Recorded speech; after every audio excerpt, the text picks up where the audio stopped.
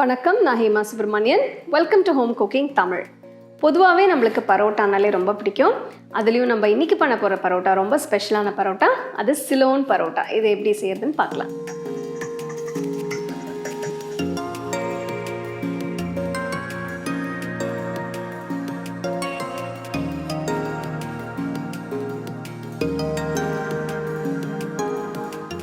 சிலோன் பரோட்டாக்கு ஒரு பவுலில் 2 கப் மைதா மாவு எடுத்து அதில் 1 டீஸ்பூன் உப்பு, 1 டீஸ்பூன் சர்க்கரை சேர்த்து நல்லா மிக்ஸ் பண்ணிவிடுங்க. அடுத்தது மாவு நடுவில் குழி செஞ்சு அதில் ஒரு முட்டையை உடைச்சி போட்டு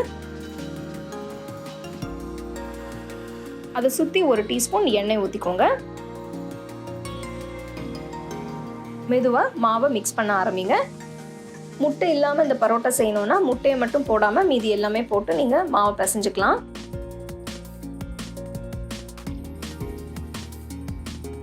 இப்போ இதில் கொஞ்சம் கொஞ்சமாக தண்ணியை ஊற்றி மாவை நல்லா பிசையணும். பரோட்டாக்கு மாவு நல்லா பிசைஞ்சு சாஃப்டாக இருந்தால் தான் நல்ல பரோட்டா வரும்.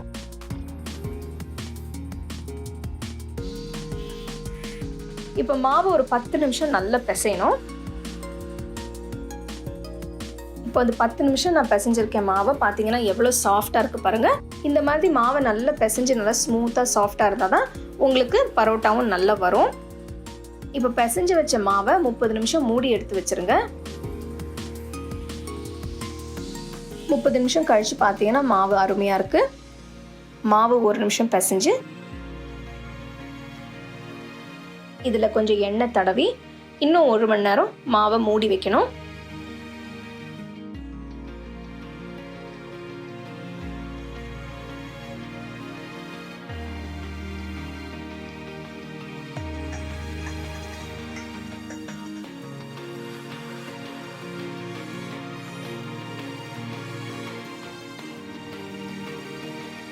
ஒரு மணி நேரம் கழித்து பார்த்தோன்னா மாவு ரொம்ப அருமையாக நல்ல மெதுவாக இருக்குது.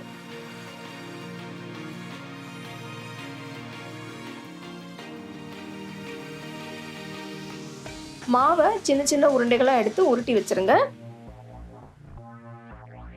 இப்போ பார்த்தீங்கன்னா நான் கொஞ்சம் பெரிய உருண்டைகளாக எடுத்திருக்கேன். இந்த மாவுக்கு கிட்டத்தட்ட 7 பரோட்டா வரும். ஏன்னா கொஞ்சம் பெரிய உருண்டைகளாக எடுத்திருக்கேன். நீங்கள் கொஞ்சம் சின்ன சைஸ் எடுத்தீங்கன்னா ஒரு 10 உருண்டைகள் வரும். இப்போ இந்த உருண்டைகள் மேலே திருப்பி இன்னும் கொஞ்சம் எண்ணெய் தடவி வைக்க போகிறோம்.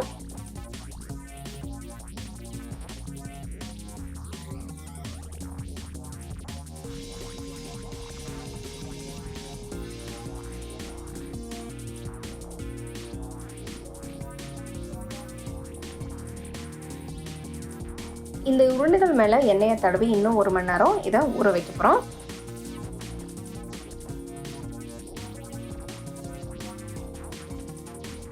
இப்போ 1 மணி நேரம் கழித்து பரோட்டாவை தேய்க்க ஆரம்பிக்கணும்.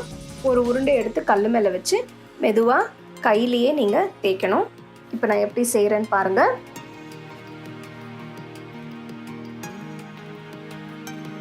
கொஞ்சமாக தேய்ச்ச பிறகு கொஞ்சம் எண்ணெய் தடவி திருப்பியும் அதை நல்லா தேய்க்கணும்.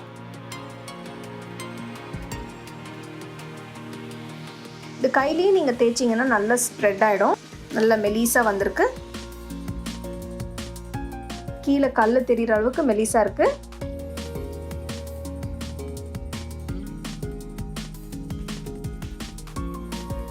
அடுத்தது பரோட்டாவை 2 சைட்ல இருந்து மடிக்கணும். இது எப்படி செய்யறேன்னு பாருங்க.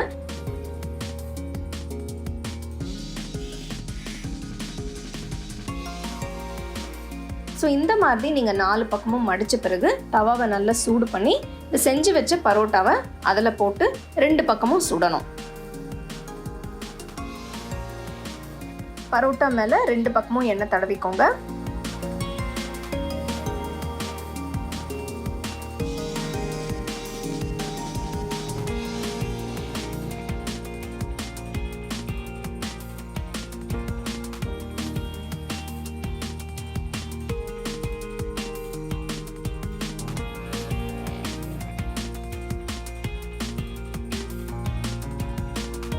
பரோட்டா நல்ல பொன்னிறம் ஆற வரைக்கும் நல்லா 2 பக்கமும் சுட்டு எடுத்து நல்லா சூடாக சர்வ் பண்ணுங்கள்.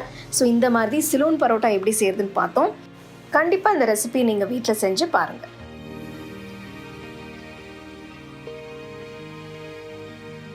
சிலோன் பரோட்டா எப்படி செய்யறதுன்னு பார்த்தோம். இது நீங்கள் சிக்கன் குழம்பு இல்லைனா சால்னா இல்லைனா வெஜிடபிள் குருமா வச்சு கூட சாப்பிட்லாம். ஸோ கண்டிப்பாக இந்த ரெசிபி நீங்கள் வீட்டில் செஞ்சு பாருங்கள். You can get a copy of our first edition of the home cooking book on 21 Frames.